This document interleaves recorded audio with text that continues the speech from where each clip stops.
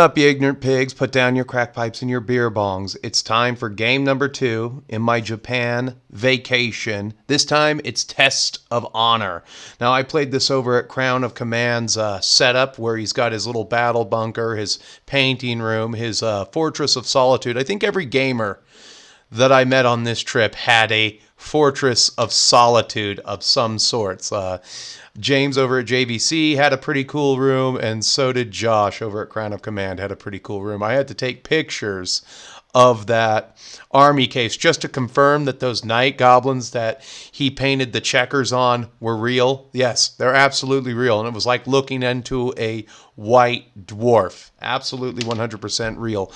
Test of Honor is a game that was started by Warlord Games. They discontinued it, and a company called Gray for Now Games picked it up. And they also have another game out called Guards.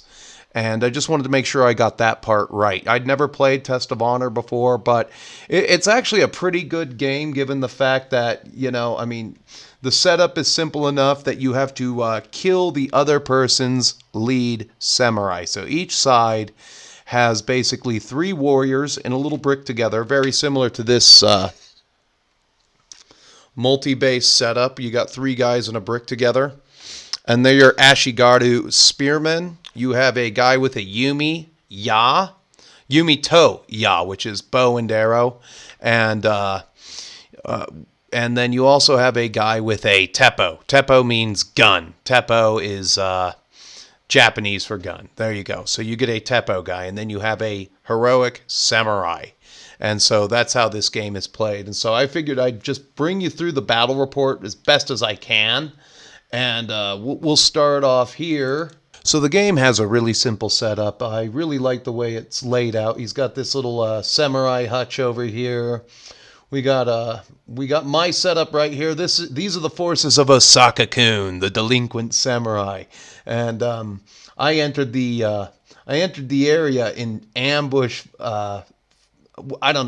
Format. I've got my archer somewhere right here in the trees. I got my Ashigaru. I'm hiding behind a tree over here. As a matter of fact, there's my archer right there, and you can't really make out where my samurai is because he's hiding. He's without honor. And then over here, I got my teppo guy right down here. Over here, you can see the forces of James's Tokugawa Novastank dude over here patrolling and everything like that. And he noticed that I didn't go through the Torii Gate. And that's why we have to have a duel to the death, because I didn't go through the Torii Gate. I'm just trying to I'm trying to steal a couple yen coins from the shrine over here to pay my homeboys, because I am without honor. Okay. There's a very blurry picture right there. I wonder if I was still drunk from the day before when I took this one. And that's Osaka-kun just hanging out next to this lantern. And I think I did a cautious move. If you do a cautious move, you get a free defense action. Whereas if you don't do a cautious move, you have to use an action to, to defend yourself. And the samurai only gets 3 actions. Each one of your Gooner squad gets an action, and then your Teppo and your Archer get an action. So I moved over there, made a cautious move to be next to the lantern, because I knew I was going to start taking fire from both his Teppo and Archer. I'd be a prime target right there, so get behind a little bit of cover because they're still off in that forest. And then his guy, he is with honor. Tokugawa Novastank here with his red flag and bald head. I'm just going to, has to enter through the Torii Gate. He won't go around the Torii Gate. And let this be a lesson to you. If you do see Torii Gates, do not hang off of them. You are technically entering a church. I've seen Instagram reels where people treat those things like jungle gyms. They are not jungle gyms. You are technically entering a church.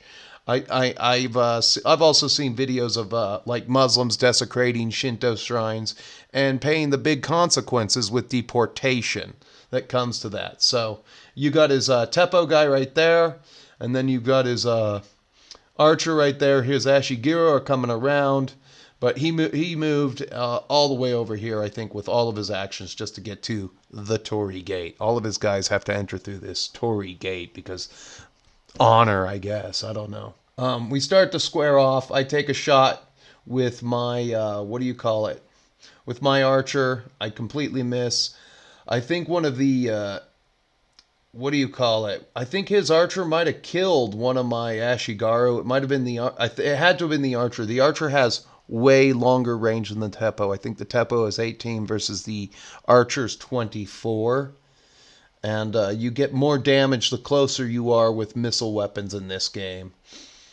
Yeah, but something killed one of my Ashigaru guys. So I'm already down a dude. And there's a Tokugawa Nova Stank over there. There's a slightly better image of me, but it's still kind of far off. You know, Osaka-kun just hanging out going, I do not want to be shot by a coward's weapon. Okay. I do like these lanterns. These lanterns are pretty cool, by the way.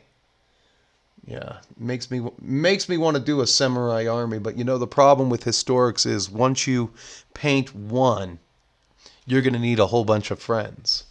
A whole bunch of friends. And Perry has a line of samurai out that are just way too hard to not buy. They're beautiful sculpts, by the way. So we start squaring off here in this duel and everything like that. And we each, when you roll, you need 3 successes. So you need 3 swords in order to score a hit. And then you can roll defenses to based on your actions to get out of taking that hit. You need, 3 successes to avoid being hit. An X is bad, a blank is bad. So it's kind of got its own simple little dice system there. Now here we are a little bit later in the game. My archer actually shot at his samurai while we were in single combat. And I guess he caught the arrow and threw it back at him, and that gave my dude a blood token. Now, I don't know how many blood tokens you have to take before you are just outright slaughtered. But you can see we've each given one another a blood token there, and the duel was going back and forth. And I think Tokugawa Novastank with his Naginta spear, his big old spear was starting to give me the worst end of it, you know. So and sometimes when you lose or win, you get to back off or they back off. And that's how that works. A little bit of a push-pull system. Now, we each brought up our Ashigaru. I think I was able to pick one of his guys off with my Teppo. Oh, yeah, I shot one of them in the back with my Teppo, who's still over there in the forest. He's moved his archer closer. You kind of want to be within about 12 inches with any missile weapon or half range so that you can actually really bring it to bear. We've got our duel going on over there. These guys fought one another. As you can see, there was a lot of successes, but his successes outweighed my successes. So we back off again. I even tried charging him with my guys, and they got pushed back. And so I took the next logical step in this stalemate. I moved away. I got behind my Gooner squadron here to get away from Tokugawa Novastank right there. See, there I am, hiding like Biden. And there his guys are. They're coming up, and these two are actually going to have a duel against one another because he's going to move around them to charge me. Now, when it comes to lines of sight, you have to be able to charge through. So this base actually blocks line of sight. And that's how that works. You can't just charge through me. So if there's let's say this lantern was in the way, you couldn't charge me. And that's how that works. It's the most direct route possible, most direct line possible to the target. So if there's something in the way, you can't see. Makes sense. Good little skirmish game that we're having here. Oh, I think I skipped one. So basically what happened here was our Ashigaru had it out for one another. I moved away from him again. He attacked the Ashigaru, I attacked his Ashigaru spearmen, and we each killed another man. And I think the game lasted a grand total of 7 turns. And we kind of called it quits there, and we did a Gork, a Sunday edition of Gork Talks on Crown of Command, which I'll put the link in the description to. I'm actually personally saving watching that video for when my post-vacation depression kicks in, and then I'll have something to remember it by, you know. So I'm going to save up on that one just a little bit more. But this is just basically how the game ended. Blood token on my archer. I'd say I got the... I'd say with seeing as how I have one more blood token than he does, I lost this game to Tokugawa Novastank, and I had to retreat dishonored from the Shinto shrine here, all because I didn't go through some red torii gate, and that's okay. That's okay. I can take that. I am going to show some figures from his case. Like I said, I had to confirm that those night goblins were real. Just give me a second to bring those up and we'll be back. So I had to take a couple pictures. One that I wanted to share with everybody was, yes, these night goblins are real, and yes, those checkers are real. He's a crazy person. I could never sit down and paint that check. I mean, I guess if somebody paid me enough money, but for myself and the amount of night goblins that you have to do, yeah, that's a lot. I mean, I really like this one right here, so I put him in. He was in the foreground already, and he's got this shield. This is a battle standard bearer on top of a squig. You know, that's actually a real build these days. As a lot of guys riding squigs in a new edition of Warhammer: The Old World. You know, I like the assortment of weapons. Now, I would like to wonder how deadly would night goblins be if they could actually bring great weapons, but. The great weapons might be the heroes inside this unit. You know, you always use a night goblin. You know, I always had a couple of night goblin big bosses and everything that I bring in the front ranks to make some strength 6 happen. But this banner, frickin' awesome. This freehand banner over here, frickin' awesome. Moon right there. A lot of time, a lot of love, very commendable. And then there's one more. These Slayers. Really, really vibrant oranges on this hair. I thought my Slayers looked good. Now they look like crap, I guess. Mine are a little bit more reddish. But yeah, when you tone up that yellow and everything, you mix it with a little bit of white and you put it in certain places like he did, you know, these highlights really, really make the models pop. But yeah, these are the classic Warhammer Slayers. You can't get enough of these guys. Really good unit here. This guy's right here is actually the Demon Slayer, and I really like the touch that he put on those. But you know, I just thought I'd share a couple pictures. I wish I could have gotten more pictures of James's stuff because it was nighttime, and I didn't have. And the problem with Historics is it's a lot of grays, a lot of browns, a lot of tans. I did get some good pictures of his barbarians while they were out. And so that is something, but I should have taken more frontals of the shields and everything. Yeah, I just wanted to share these two pictures with everybody. I thought these two really, the Night Goblins and the Slayers really stood out for me, and that was quite a treat getting to see these White Dwarf style miniatures. You know, this would be often a side category when they're talking about units during a tournament or something like that in the old school White Dwarf. Anyway, let's come up for a summation. So that sums up the second game that I had in Japan. Well, technically the third game, but I didn't catalog what was going on during the Talisman game. I was too far gone during the Talisman game. And only after that I learned that they were kind of topping off my drink every time I went to the bathroom. I had nothing better to do during the Talisman game because I kept landing on lose a turn. I must have lost... I think the maximum turn lossage that I had in Talisman was like 6 turns just skipped.